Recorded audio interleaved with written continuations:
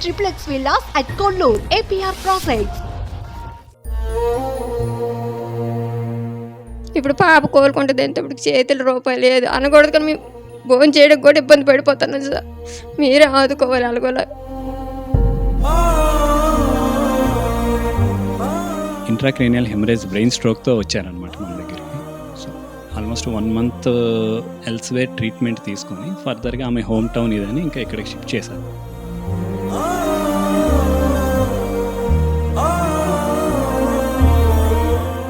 Treatment side నుంచి అయితే almost 24 hours ఒక స్టాఫ్ నర్స్ తనకే అలాట్ చేసేసాం. ఎందుకంటే అంత యంగ్ అమ్మాయికి మరి ఆ మాత్రమైనా ప్రొవైడ్ చేయలేకపోతే రికవర్ అవ్వడానికి చాలా కష్టం. వాళ్ళు రూమ్ ఫ్రీగా ఇవ్వగలరు, ట్రీట్మెంట్ వచ్చి ఇవ్వగలరు, చెప్పగలరు అన్నీ. కానీ మిగతా విషయాల్లో ఎవరు అవకాశం ఉన్నారు, దాతలు ఎవరుంటే అమ్మాయిని ఆదుకుంటారని మేము ఆశిస్తున్నాం. Welcome to Suman TV. ఈరోజు శ్రీకాకుళంలో ఒక యథార్థ ఘటన, ఒక మనసు కదిలే పరిస్థితిలో ఉన్నటువంటి ఒక అమ్మాయి గురించి తెలుసుకోబోతున్నాం. అసలు ఏంటి అంటే క్లియర్గా చెప్తున్నాను వినండి. మట్టిలో మాణిక్యం. సో ఈరోజు మట్టిలో కలిసిపోబోతుందా అంటూ హృదయాల్ని కలిచివేసినటువంటి ఒక ఘటన. చదువుల్లో టాప్, 10th లో 574 మార్కులు సాధించి IIITలో నూజివీడు కాలేజీలో ఒక మంచి ర్యాంక్ని సంపాదించు, అదే IIITలో కాలేజ్ టాపర్గా నిలిచిన అమ్మాయి క్లాస్ రూమ్లో ఉండాల్సిన రోజు ఈరోజు హాస్పిటల్ ఐసీయూలో ఉన్నది. దీనికి కారణం ఏంటి అంటే అనుకోని పరిస్థితి. డిసెంబర్ 19, 2024లో సడన్గా తన బ్రెయిన్లో వచ్చినటువంటి ఒక బ్రెయిన్ స్ట్రోక్ వలన కుప్ప కూలిపోయి, అదే రోజు కాలేజీ సిబ్బంది వెంటనే తనని హాస్పిటల్కి తీసుకువెళ్ళి చికిత్సని వాళ్ళ కుటుంబం యొక్క పరిస్థితులను తెలుసుకొని పేదరికాన్ని తెలిసి కాలేజే ఒక 3,50,000 రూపాయలు సమకూర్చి మరుసటి రోజు డిసెంబర్ 20, 2024న ఆపరేషన్ చేయించడానికైతే చేశారు. అయితే వాళ్ళ ప్రయత్నం వృధా కాకూడదని అక్కడి నుంచి అవుతున్న ప్రతి ఖర్చుకి వీళ్ళు పేదరికం తట్టుకోలేక ఉంటుందని తెలుసుకుని ప్రభుత్వాన్ని అయితే ఆశ్రయించడం జరిగింది తల్లిదండ్రులు. అయితే సకాలంలో స్పందించినటువంటి ప్రస్తుత గవర్నమెంట్ చంద్రబాబు నాయుడు, నారా లోకేష్ గారు కానివ్వండి, మన ముఖ్యమంత్రి చంద్రబాబు నాయుడు కానివ్వండి, అదే డిప్యూటీ సీఎం పవన్ కళ్యాణ్ గారు కానివ్వండి, ముగ్గురు కూడా సకాలంగా స్పందిస్తూ సీఎం నిధుల నుంచి 12 లక్షల రూపాయలు విరాళంగా ఇవ్వడం అయితే జరిగింది. అయితే ఇక్కడితో ఆగలేదండి. ఇంకా అమ్మాయి పరిస్థితి క్షీణించడం జరిగింది. ఆ అమ్మాయి ఇంకా కోమాలోనే ఉంది. అయితే తట్టుకోలేని పరిస్థితులు, ఆర్థిక స్థితుల్లో లేనటువంటి కుటుంబము ఈరోజు ఏం చెయ్యాలో తెలియని పరిస్థితిలో శ్రీకాకుళం అయితే తీసుకొని రావడం జరిగింది. అయితే ఇక్కడ తిరిగింది ఒక మలుపు. శ్రీకాకుళంలో ధరణి హాస్పిటల్ తన ఉదార స్వభావాన్ని చాటుకుంటూ ముందుకు వచ్చి అమ్మాయికి అయినటువంటి ఈ హాస్పిటాలిటీకి అయినటువంటి ఖర్చు ఎటువంటివి చెల్లించాల్సిన అవసరం లేదు, కేవలం మందులకు మాత్రమే పెట్టుకోండి అంటూ ఆ కుటుంబానికి చేయూతనిస్తూ ఈ రోజుకి 20 రోజులుగా హాస్పిటల్లోని అమ్మాయిని అయితే చూసుకుంటున్నారు. అటువంటి అమ్మాయి యొక్క పరిస్థితినే ఈరోజు మనం తెలుసుకునే ప్రయత్నం చేద్దాం. సార్ నమస్తే అండి. ఫస్ట్ ఆఫ్ ఆల్ మీకు చాలా థ్యాంక్స్. మీరు తీసుకున్నటువంటి ఒక మంచి నిర్ణయం, తన పేద కుటుంబానికి, ఆ అమ్మాయికి ఎటువంటి ఆర్థిక పరిస్థితులు బాగాలేని అమ్మాయికి మీ హాస్పిటల్లో పిలిచి ట్రీట్మెంట్ చేస్తున్నారు. సో అసలు అమ్మాయి పైకి ఈరోజు మీ దగ్గరికి వచ్చేటప్పటికి ఏ పొజిషన్లో వచ్చింది? అమ్మాయి అనుష అమ్మాయి ఆల్మోస్ట్ ఇంట్రాక్రేనియల్ హెమరేజ్ బ్రెయిన్ స్ట్రోక్తో వచ్చారనమాట మన దగ్గరికి. So almost 1 month elsewhere treatment తీసుకొని ఫర్దర్గా ఆమె హోమ్ టౌన్ ఇదని ఇంకా ఇక్కడికి షిఫ్ట్ చేశారనమాట. వచ్చేటప్పుడు ఆమె department of neurology and department of emergency medicine కింద అడ్మిట్ అయ్యారు. సో వచ్చినప్పుడు కండిషన్ అదంతా కూడా neurologist and emergency medicine 24/7 follow అవుతున్నారనమాట. సో డాక్టర్ ఎంనార్ అని న్యూరాలజిస్ట్ చూస్తున్నారు. మేడం ఒకసారి కండిషన్ గురించి అంతా ఎక్స్ప్లెయిన్ చేస్తాను. సరే. అయితే మేడం గారితో మాట్లాడే ముందు ఫస్ట్ మీకు మరోసారి హ్యాట్స్ ఆఫ్. కారణం ఏంటంటే అసలు ఆ అమ్మాయి వాళ్ళ పేరెంట్స్తో కానీ వాళ్ళతో మాట్లాడాం ఫస్ట్ మీ దగ్గర రాకముందు కూడాను. మీ హాస్పిటల్ నుంచి ఆ అమ్మాయికి ఎటువంటి డాక్టర్స్ కన్సల్టేషన్స్ లేవని చెప్తున్నారు. ఎటువంటి ఆ ఐసీయూ ఛార్జెస్ కానీ, రూమ్ ఛార్జెస్ అవి ఏవి లేకుండా ఫ్రీ ఆఫ్ కాస్ట్ ట్రీట్మెంట్ చేస్తున్నారంటున్నారు. నిజంగా సుమన్ టీవీ నుంచి, మా ప్రేక్షకుల నుంచి మరోసారి హ్యాట్స్ ఆఫ్ సార్. మేడం నమస్తే. సో ఇప్పుడు అనూష పొజిషన్ ఏంటి? ఆ అమ్మాయి ఈరోజు ఐసీయూలోనైతే అలా ఉంది కదా, అసలు ఆ అమ్మాయి ఎలా ఉంది? కోమా పొజిషన్ అసలు మీ దగ్గరికి వచ్చేటప్పుడు ఎలా ఉండేది? అనుష 17 ఇయర్స్ పాప తను. యాక్చువల్లీ తనకి ఇలా అవ్వడమే దురదృష్టకరం.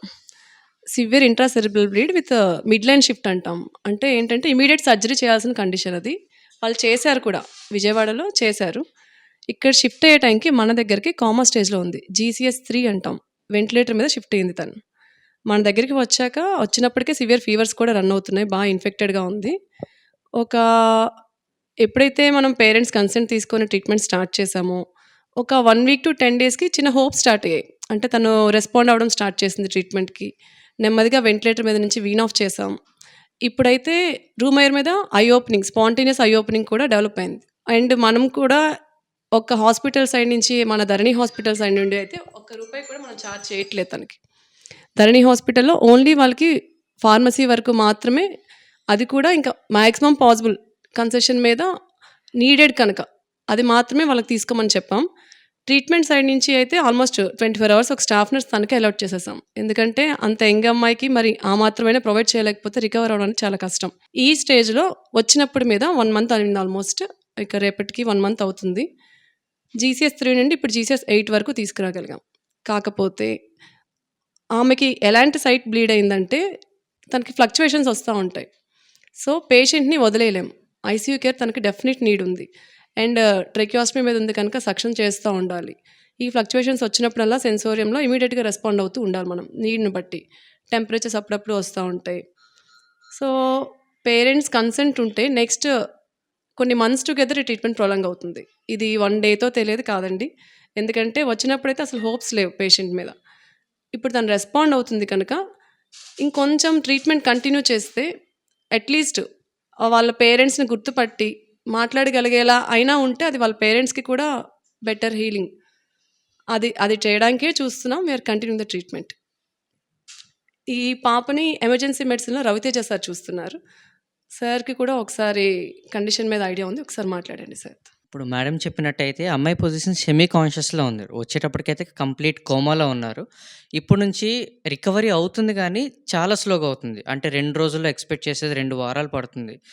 ఏంటంటే ఇది ఎన్ని నెలలకైనా అవ్వచ్చు, మనం చెప్పలేం. ఫైనల్గా అయ్యేది, కొంతమంది ఇలాంటి స్టేట్లో ఉండేసరికి కొంతమంది క్రచెస్ పట్టుకొని నడవగలరు, కొంతమంది వీల్ చైర్లో ఉంటారు, కొంతమంది బెడ్ మీదే ఉండిపోతారు. అది ఏ స్టేటో మనం చెప్పలేం. కానీ ఆ స్టేట్కి వచ్చేలోపు మనం బాడీకి కంప్లీట్ న్యూట్రిషన్ ఇవ్వాలి, ఫిజియోథెరపీ చేయాలి, నర్సింగ్ కేర్ చేయాలి. అమ్మాయికి ఇక్కడ గొంతు దగ్గర ఒక పైప్ ఉంది. కంప్లీట్గా వాంత్ వచ్చినా కానీ లంగ్స్ బ్లాక్ అవ్వకూడదని అది కంప్లీట్గా సక్షన్ అవన్నీ చేస్తున్నారు. ఇంత కంప్లీట్ నర్సింగ్ కేర్ మనం ఆవిడ బాడీని కాపాడుతూ రావాలి. ఆవిడకి ఎప్పుడైతే బ్రెయిన్ బెటర్ అవుతుందో అది టేక్ ఓవర్ తీసుకుంటుంది. దానికి మనకు కొంచెం టైం పడుతుంది. మేము బయట నుంచి ఇస్తున్నాం కానీ తన కంప్లీట్గా అంత బ్యాడ్ స్టేట్ నుంచి ఇక్కడ దాకా వచ్చిందంటే చాలా మిరకల్. తనకు కూడా చాలా స్ట్రాంగ్ విల్ పవర్ ఉంది కాబట్టి మనం దాన్ని ఇంకా సపోర్ట్ చేయడానికి బయట నుంచి అన్ని చేస్తున్నాం. అనుష ఈరోజు ఇంకా ప్రాణాలతో ఉండడానికి ముఖ్య కారణం శ్రీకాకుళంలో ఉన్నటువంటి ధరణి హాస్పిటల్. అయితే ఈ ధరణి హాస్పిటల్ యాజమాన్యం కానివ్వండి, మేనేజింగ్ డైరెక్టర్ కానివ్వండి, న్యూరో సర్జన్ అయినటువంటి మేడం గారు కానివ్వండి, అందరూ కూడా ఫస్ట్ స్పందిస్తూ వాళ్ళ ఆర్థిక పరిస్థితి బాగోలేదు అనగానే ఎటువంటి ఛార్జీలు అక్కర్లేదు, ఏమీ అక్కర్లేదు, ఫ్రీ ఆఫ్ ట్రీట్మెంట్ అంటూ తన హాస్పిటల్లో పెడుతూ వాళ్ళ హాస్పిటల్లోనే చేర్పించి నేటికి 30 రోజుల నుంచి ఎటువంటి ఛార్జెస్ కానీ ఏమీ లేకుండా ఫ్రీగా అయితే ట్రీట్మెంట్ చేయడం జరుగుతుంది.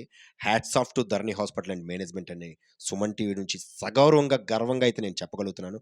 అదేవిధంగా ఒకసారి ఆ అమ్మాయి తల్లిదండ్రులతో మాట్లాడే ప్రయత్నం చేద్దాం. నాతో పాటు ఏం జరిగింది, అమ్మాయి పొజిషన్ ఏంటి, ఇక్కడ మీరు ధరణి హాస్పిటల్ తీసుకొచ్చారు, ఇక్కడ ఎలా ఉంది ట్రీట్మెంట్, ఎలా ఉంది? విజయవాడ నుండి హాస్పిటల్ నుండి వచ్చేస్తున్నామని చెప్పి రాజు అనే వాళ్ళ పేరెంట్ మొత్తం మనకి బాగా తెలుసు. ఆయన చెప్పారన్నమాట, కానీ నీకు డాక్టర్లు అందరూ బాగా తెలుసు కదా, ఒకసారి ఏమైనా అవకాశం ఉంటే అమ్మాయికి ఏమైనా హెల్ప్ చేయగలిగితే చూడు, పరిస్థితి అయితే ఏమీ చేయలేని పరిస్థితి. ఏం చేద్దామంటే కరెక్ట్ పండగ ముందు ఏం చేద్దాం, అన్నీ ఎక్కడికి వెళ్ళినా అమ్మాయికి ICU కేర్ అవసరం. అమ్మాయి హాస్పిటల్ నుండి డిశ్చార్జ్ అవుతున్నప్పుడే వెంటిలేటర్ మీదే షిఫ్ట్ అవ్వాలి. కండిషన్ బాగోలేదు, మధ్యలో వదులుకోలేము, ఏం చేయాలో అర్థం కావట్లేదు. అప్పుడు నాకు తెలిసిన సాధన హాస్పిటల్లో ఉన్న డాక్టర్ రవితేజ ఎమర్జెన్సీ డాక్టర్ గారు కాంటాక్ట్ చేశాను. డాక్టర్ గారికి వెళ్ళి చెప్పేసరికి ఏం చేద్దాం, మన దగ్గర పెడదామంటే అనుకున్న లోపల న్యూరో పేషెంట్ కూడా అవసరం ఉంది మనకి. ఇంకా ధరణి హాస్పిటల్ ఫ్రెండ్ మాట్లాడుతున్నా ఒకసారి అని చెప్పేసి డాక్టర్ గారు రవితేజ గారు వచ్చి ధరణి హాస్పిటల్తో మాట్లాడడం జరిగింది. వాళ్ళు వీళ్ళకి ఏమి ఎఫర్టబుల్ కాదు, ఏం చేద్దాం అని అంటే వాళ్ళు ఫార్మ్స్ అయినా కొన్ని పెట్టుకెళ్తే కొన్ని కొంత హెల్ప్ చేయగలం, తర్వాత వాళ్ళ ఇష్టం అని చెప్పి వాళ్ళు స్పందించారు. నా మాటకైతే గౌరవించడం జరిగింది బాగా. అక్కడ నుండి షిఫ్ట్ చేసి వెంటిలేటర్ అంబులెన్స్ మీద తీసుకొచ్చారు. ఇక్కడ హాస్పిటల్‌లో జాయిన్ చేయడం జరిగింది. హాస్పిటల్ సిబ్బంది పండగ టైంలో ఎవరు లేకపోయినా వీళ్ళు డ్యూటీలు చేస్తూ చాలా సపోర్ట్ చేశారు అమ్మాయిని. తీసుకొచ్చిన తర్వాత రికరెంట్‌గా ఫీవర్ రావటం, అమ్మాయి కొద్దిగా ఇబ్బంది పడడం జరిగింది కొద్ది రోజుల పాటు. ఆ టైంలో వాళ్ళు సొంతంగానే స్పందించి వీళ్ళు మెడికేషన్స్‌లో కొద్దిగా ఇబ్బందులు పే చేయలేని పరిస్థితులు ఉన్నప్పుడు కూడా వాళ్ళు చేసి తర్వాత మీరైనా కట్టండి ఫార్మసీకి అని చెప్పి వాళ్ళు సపోర్ట్ చేశారు. అంటే వాళ్ళ సపోర్ట్‌కి ఎప్పటికి వాళ్ళు రుణం అంటే నా మాట గౌరవించారు. చాలా బాగా వాళ్ళు ఎప్పటికి హెల్ప్ చేస్తున్నారు. తల్లిదండ్రులు వాళ్ళు చాలా పూర్ అని చెప్పేసి మన రాజుగారు అయితే అది చెప్తున్నారు. అది కనుక్కున్న తర్వాత నాకు అదే చెప్పారు. ట్రీట్మెంట్ కంటిన్యూ అవుతుంది కానీ ట్రీట్మెంట్ అమ్మాయి పొజిషన్ బ్యాడ్ కండిషన్ ఎప్పటికీ రికవర్ అవుద్దా అనేది చెప్పలేని ఎదురు చూపులతో ఉండడం జరుగుతుంది. ప్రెజెంట్ ఫార్మసీ కూడా కనీసం వాళ్ళు లాస్ట్ ఫైనల్ అనమాట. ఇంకా ఆ ఫార్మసీ కూడా ఎఫర్టబుల్ చేయలేని పరిస్థితులు ఇప్పుడు బాధపడుతున్నారు. వాళ్ళ ఫార్మసీని కనీసం మినిమమ్ మెడికేషన్స్, అమ్మాయికి ఒక ఫుడ్ న్యూట్రిషను, హెల్తీ న్యూట్రిషన్ ఇవ్వాలి. ప్రోటీన్ ఫుడ్ బాగా అందాలి. ఆ ఫుడ్ కూడా ఎఫర్టబుల్ చేయలేక చాలా ఇబ్బంది పడుతున్నారు. అవకాశం ఉంటే సుమన్ టీవీ వాళ్ళు దీన్ని స్పందించి అమ్మాయిని మీరు నేరుగా చూశారు, పరిస్థితులను అవగాహనలో పెట్టుకొని చూస్తున్నారు. ఆ భగవంతుడు మీ ద్వారా ఈ అమ్మాయికి దగ్గర పంపించినట్లున్నారు. అవకాశం ఉంటే మీ సుమన్ టీవీ ద్వారా అమ్మాయికి ఏమైనా ఫైనాన్షియల్‌గా ఏమైనా దాతలు ఉంటే అమ్మాయికి అందజేస్తారని అనేసి, అమ్మాయి ఫుడ్, న్యూట్రిషన్, మెడికేషన్ గాని కొన్ని ఉంటే అమ్మాయి ఎలాగుంటదనేది అది దైవ నిర్ణయం. అమ్మాయి విల్ పవర్‌తో ట్రీట్మెంట్ ఇస్తున్నప్పటికి అమ్మాయి కూడా విల్ పవర్‌తో బాగానే ఇదవుతుంది, రెస్పాండ్ అవుతుంది రోజు రోజుకి. ఒకసారి డౌన్ అవుతుంది. అది ఏ పరిస్థితి జరుగుతుందో తెలీదు కానీ చూస్తుండగా విడిచిపెట్టుకోలేక ప్రయత్నం జరుగుతుంది. దానికి డాక్టర్స్ అయితే చాలా మంచిగా సపోర్ట్ చేస్తున్నారు. కానీ మిగతా విషయాలంటే వాళ్ళేమీ చేయలేక వాళ్ళు రూమ్ ఫ్రీగా ఇవ్వగలరు, ట్రీట్మెంట్ వచ్చి ఇవ్వగలరు, చెప్పగలరు అన్నీ. కానీ మిగతా విషయాల్లో ఎవరు వాళ్ళు ఎంతగా చేయగలరు? మేము కూడా వాళ్ళని అడిగే పరిస్థితి మాకు కూడా మనసు అంగీకరించట్లేదు. అవకాశం ఉన్నవారు దాతలు ఎవరుంటే అమ్మాయిని ఆదుకుంటారని మేము ఆశిస్తున్నాను. అనూష ఆర్థిక పరిస్థితి కూడా బాలేదు. అదిగోండి చూడండి వాళ్ళ తల్లి. అమ్మ అసలు ఏమైంది, ఎలా జరిగింది, మీకు ఏంటి ఎప్పుడు తెలిసింది ఈ విషయం? పాప కాలేజీ నుండి వస్తుంది సార్. కాలేజీ నుండి వచ్చాకంటే హాస్టల్కి వచ్చిందట. హాస్టల్కి వచ్చాక మెస్కి భోజనంకి రావేటనంటే వస్తానని ఫ్రెండ్స్తో అన్నది సార్. నాకు ఏటో కానీ ఎక్కువ తలనొప్పి వచ్చేస్తుంది, తీవ్రత తలనొప్పి వచ్చేస్తుంది అని అనగానే అంటే ఆ ఫ్రెండ్స్ ఒళ్ళోనంటే వీళ్ళు చేరబడ్డదట. చేరబడిన వెంటనే గోబుల్ సౌండ్ వచ్చేసిన వెంటనే పిట్స్ వస్తుందట సార్. పిట్స్ వచ్చిన వెంటనే అక్కడ హాస్పిటల్లో తీసుకెళ్తే అంటాం విజయవాడ హాస్పిటల్లో జాయిన్ చేయాలని చెప్పారట. వెంటనే సార్లు అంటాం విజయవాడ హాస్పిటల్ తీసుకొని వెళ్తేప్పటికి అక్కడ 3 వాంతులు అయ్యాయంట. స్కానింగ్ తీశారు సార్. స్కానింగ్ తీసిన వెంటనే అమ్మాయికి బ్రెయిన్లో నరాలు కట్టాలి, ఇమీడియట్గా బ్రెయిన్ ఆపరేషన్ చేయాలని చెప్పారు. మాకంటాం సార్లు ఫోన్ చేసి మీ అమ్మాయికి ఇలా ఉంది, మామూలుగా ఉందని ఫోన్ చేశారు. నెక్స్ట్ అంటాం ఇలా బ్రెయిన్ ఆపరేషన్ అని చెప్పారు. చెప్పిన వెంటనే మాకు ఏటి చేయాలో తెలియదు. మాకు ఆ రోజు మాత్రం మా చేతుల్లో 1000 రూపాయలు తప్పించి ఎక్కువ లేదు సార్. ఆ సార్లే మాకు దేవుళ్ళగా ఆ రోజు ఆదుకున్నారు. ఆల్పు కట్టి ఆ ఆపరేషన్ కూడా చేయించారు సార్. చేయించేసిన తర్వాత అంటే సీఎం సార్ దగ్గరికి ఆ డబ్బులు సార్లేదంటే సార్లు పట్టుకొని వెళ్ళారు. సీఎం సార్ సాయం చేశారు. ఇప్పటికి ఇక్కడికి ఈ పరిస్థితులు ఇక్కడికి వచ్చాం. అక్కడ డబ్బులు చాలక ఇక్కడికి వచ్చాం. ఈ హాస్పిటల్లో జాయిన్ చేసాం. అందరూ ఆదుకుంటారు. మా అది పరిస్థితి సార్. నిరుపేదలు ఇల్లు కూడా మాకు లేదు సార్. అది ఇంట్లో ఉంటున్నాం. చదువు బాబు మానిపించి పనిలో పెట్టుకున్నాం. మా ఆయన పనికిరాడు సార్. మా ఇద్దరమే కష్టపడుతున్నాం. పోన్లే పాప బాగా చదువుకుంటుంది అంటప్పటికి భగవంతుడు ఈ పరిస్థితి ఇచ్చాడు. ఇప్పుడు పాప కోలుకుంటుంది అంటప్పటికి చేతుల రూపాయి లేదు అనకూడదు కానీ మేము భోజనం చేయడానికి కూడా ఇబ్బంది పడిపోతున్నాం సార్. మీరే ఆదుకోవాలి అలాగోలా. చూశారు కదా, హృదయాల్ని కలిచివేసినటువంటి వార్త. ఈరోజు బాగా చదువుకొని తన తల్లిదండ్రుల్ని ఉన్నతమైనటువంటి స్థానాల్లోని కూర్చోబెట్టి బాగా చూసుకుంటుంది అని ఆశగా ఎదురు చూస్తున్నటువంటి తల్లి కడుపు కోత ఈరోజు తన మందులకి కూడాను డబ్బులు లేని పొజిషన్లో, తినడానికి తిండి లేక ఈ హాస్పిటల్ ధరణి హాస్పిటల్, కేవలం ధరణి హాస్పిటల్ వారు తీసుకున్నటువంటి ఒక ఉదారమైనటువంటి నిర్ణయంతో ఇంకా ప్రాణాలతో బ్రతుకున్నటువంటి అనూషని ఖచ్చితంగా దాతలు ఎవరైనా ఉంటే సంప్రదించి నేరుగా వాళ్ళకే సంప్రదించి ఆర్థిక సాయం కోరుకుంటారని సుమన్ టీవీ నుంచి కూడా కోరుకుంటున్నాం. Thank you. ఇప్పుడు పాప కోలుకుంటుంది అంటప్పటికి చేతుల రూపాయి లేదు అనకూడదు కానీ మేము భోజనం చేయడానికి కూడా ఇబ్బంది పడిపోతున్నాను సార్. మీరే ఆదుకోవాలి అలాగోలా.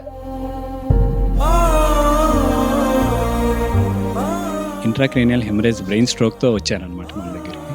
So almost 1 month elsewhere treatment తీసుకొని ఫర్దర్గా ఆమె హోమ్ టౌన్ ఇదని ఇంకా ఇక్కడికి షిఫ్ట్ చేశారు.